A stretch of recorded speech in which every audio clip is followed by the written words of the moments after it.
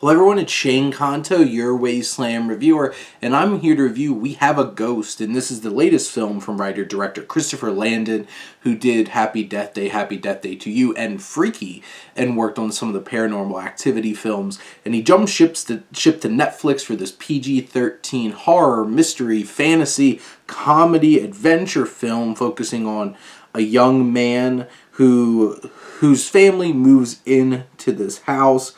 Jahi Diallo plays Winston, this young man, and he befriends a ghost, Ernest, played by David Harbour, who has been haunting this house, and things blow up when they start taking videos of Ernest and putting it out to the universe, and then the mystery is, Ernest doesn't remember who he is, or what his life has been like, and going from there, this story whisks us into this mystery of trying to figure out where he's from and what happened to him, with a lot of twists and turns along the way, while also balancing a lot of different commentary on social media and celebrity and how this family just blows up. And you have the likes of Anthony Mackie, who plays the father of this family, and his Erica Ash plays the mother, and Niles Fitch plays the brother, and how they all come together in this journey dealing with this while trying to figure out what really happened to Ernest. But also, there's the government chasing after as well, and Tig Notaro plays a scientist who's trying to capture Ernest and trying to solve this mystery as well. I guess the negatives here, there's a lot of moving pieces here, and for a 2 hour and 6 minute movie, there's certain things that just feel a little undercooked and maybe didn't need to be there, and this could have been slimmed down a bit. I think that Tig Notaro, I think her character's interesting and it brings in the whole government aspect of it, but I don't think it was necessarily needed, and it just took up space. And then you have these different gags, Jennifer Coolidge is in it, and she's so much fun. But it just felt like another thing trickled in here.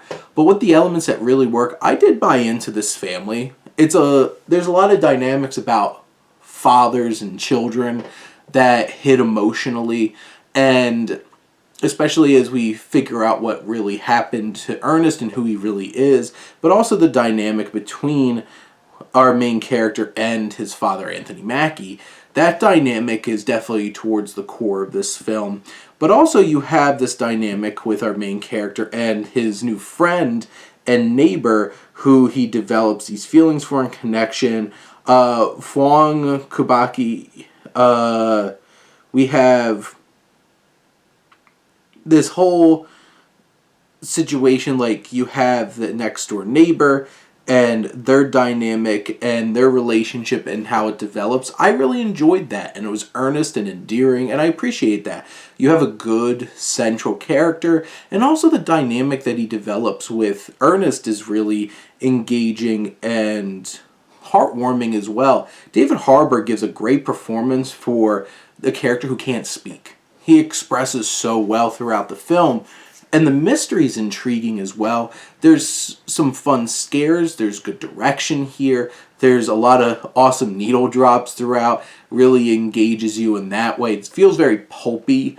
And you have a lot of fun with it. But there's a lot of emotion too. Like Happy Death Day and Happy Death Day to You. And they were able to really dig into some of the more human elements of their stories. And I feel like this film does that as well. And I thought this was a fun thrill ride. It has great adventure. It has some good laughs. It has some good heart. And I think Landon does a great job at balancing this all, even if it goes a little bridge too far a couple of times in terms of what it's trying to balance in the story.